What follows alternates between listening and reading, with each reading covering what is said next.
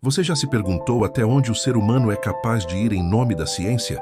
Até onde podemos chegar quando a curiosidade encontra o desejo de controle, de poder sobre a mente e o corpo de outro ser humano? Hoje, em Decálogo do Dead Joe, vamos explorar o lado mais sombrio da ciência, onde ética e moral foram deixadas de lado e a psicologia humana foi transformada em laboratório de horror. Existem experimentos que nos fazem questionar nossa própria humanidade. Experimentos em que voluntários, ou vítimas, foram reduzidos a meros objetos manipulados, observados e muitas vezes destruídos. Comecemos com o experimento de Milgram, um dos mais perturbadores da história da psicologia. Nos anos 60, Stanley Milgram quis estudar a obediência à autoridade.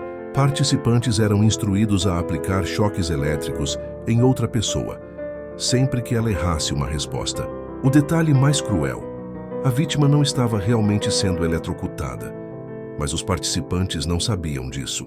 Muitos chegaram a aplicar choques que acreditavam ser letais, apenas porque uma voz autoritária lhes disse que era necessário. Imagine o ser humano comum, você ou eu, sendo capaz de causar dor extrema apenas porque alguém com um jaleco disse que era certo. O que isso nos diz sobre nossa natureza? Que dentro de cada um de nós existe um potencial de crueldade, escondido atrás da obediência. Que limites éticos podem ser esquecidos quando alguém nos convence de que não somos responsáveis.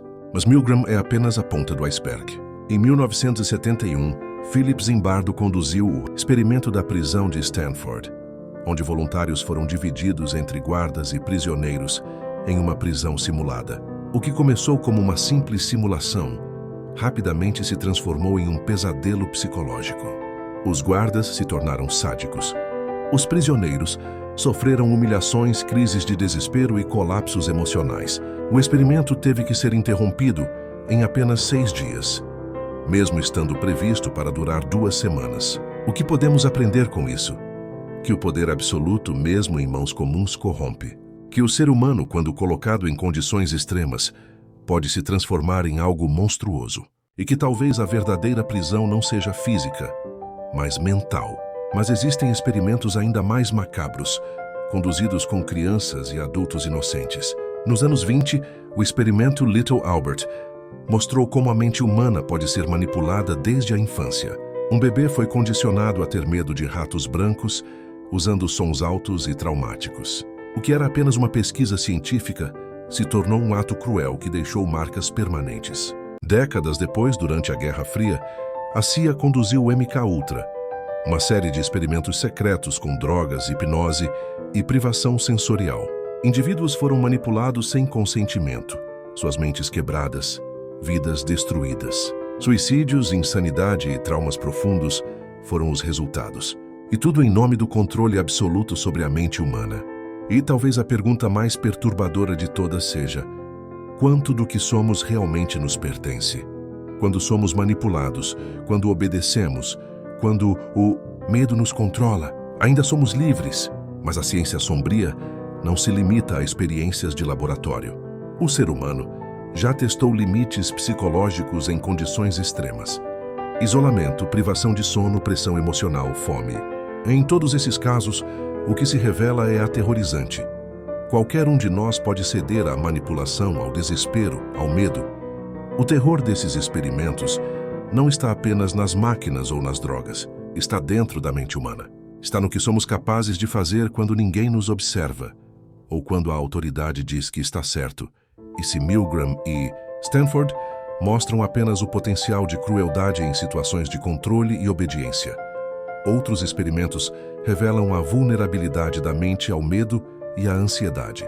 O experimento da privação sensorial, por exemplo, submeteu voluntários a quartos silenciosos e escuros por dias. Alguns relataram alucinações visuais e auditivas, ansiedade extrema e pânico.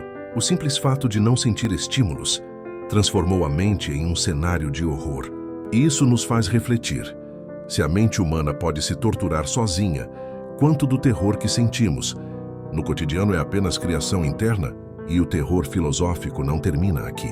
O que todos esses experimentos nos dizem sobre nós mesmos? Que o medo é um reflexo do que carregamos dentro. Que obediência, manipulação, dor e poder são espelhos da nossa própria sombra. Que o monstro que tememos talvez viva dentro de nós.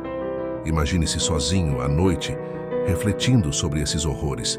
Imagine os gritos silenciosos de Little Albert, ou a angústia dos prisioneiros de Stanford. Imagine o poder da manipulação em suas mãos, ou em mãos alheias. O terror não vem das máquinas, das drogas ou dos guardas. O terror vem da consciência, daquilo que podemos nos tornar quando pressionados.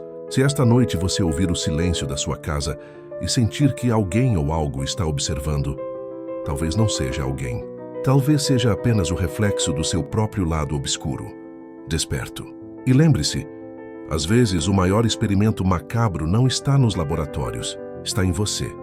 Está na mente humana, naquilo que você ainda não ousou enfrentar.